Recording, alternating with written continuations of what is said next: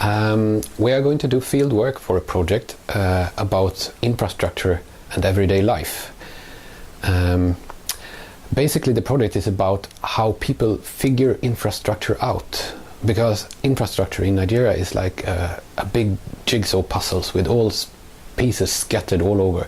So every day people have to try to reassemble all these pieces. I mean, where to get fuel, or how to get electricity, where to find cell phone signal, or even which cell phone provider is going to work best each day.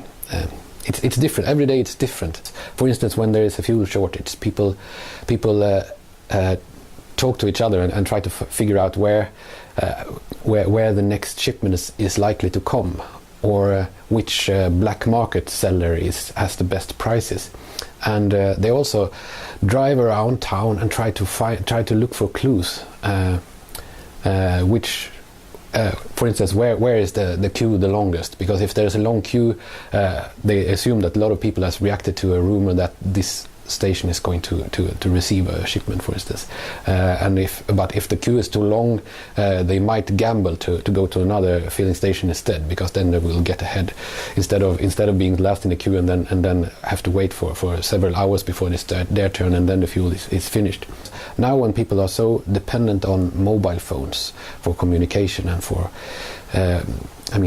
everyday communication, for connecting to the internet and everything, so charging cell phones is like a major issue, and knowing when to be at home so you can charge your mobile phone requires that you have an idea of the subtle patterns in when there will be power and when there will not be power. In some areas they have like rolling blackouts, but in most areas it's more random than that. There are about 60 million generators in Nigeria, estimatedly. So almost all households actually have access to one in one way or another. So, but running the generator is costly. So you have to, of course, finding fuel and buying fuel, being able to afford fuel for your generator is another topic as well.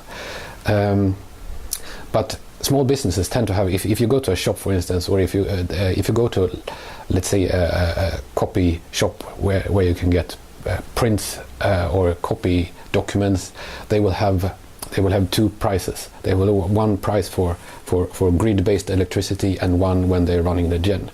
So that will be more expensive. It means that infrastructure. Infra means behind or hidden. But when infrastructure doesn't work as it should, when background very invisibly, but instead sort of there is constant ruptures, and sometimes it doesn't work at all. The infrastructure is not no longer behind or invisible or hidden. It actually comes to the forefront instead of society. And rather than the infrastructure, it actually becomes a superstructure. So that's what we try to pinpoint with this exhibition. It's what happens when the infrastructure moves from the background and becomes superstructure.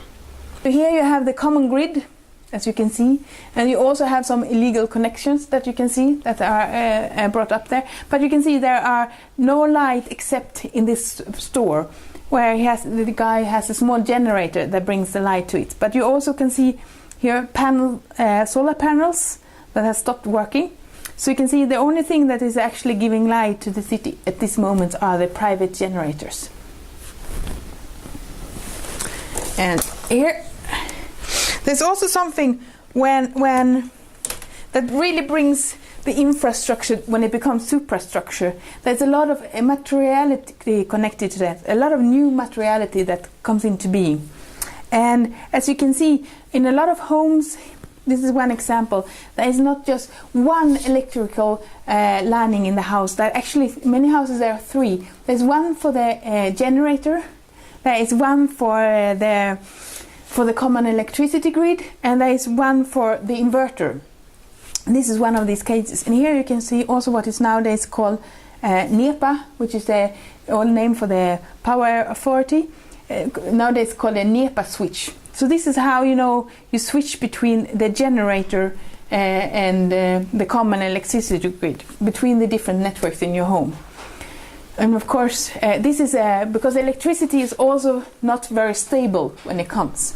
So to very precious things like this fridge, you also have stabilizers, where you can see the electricity go up and down. Otherwise it will destroy the equipment very fast. And this is one of the examples of the inverters that's built in Jos. What is done is actually that you have stabilizers coming in from China, and what you do is localize them. You take out all the inner content, and then you put in handmade electronics from Nigeria, proper copper and things like that, and make them into inverters. So you can also see here that they have put new name labels here for the different things. Inverter on, inverter off, and similar. And then you attach it to a car battery. And then when there's electricity in the common system, they would charge the car battery. And when the electricity goes off, you can use the stored power in the battery to run maybe a small computer or a small lamp. But for a television or something like that, or a fridge, you need something much stronger. This is actually a picture of the main mosque in Jos. So Jos is a city divided between Christians and Muslims, and there has been a lot of ethnic and religious conflicts since 2000. There's been a lot of violence in the city, and it also becomes to connect to the infrastructure. For example, who gets new roads, tarred roads, who gets new water pipes to the areas, who gets good electricity in the areas. All these connects to a landscape and an image of a religious divided society or city.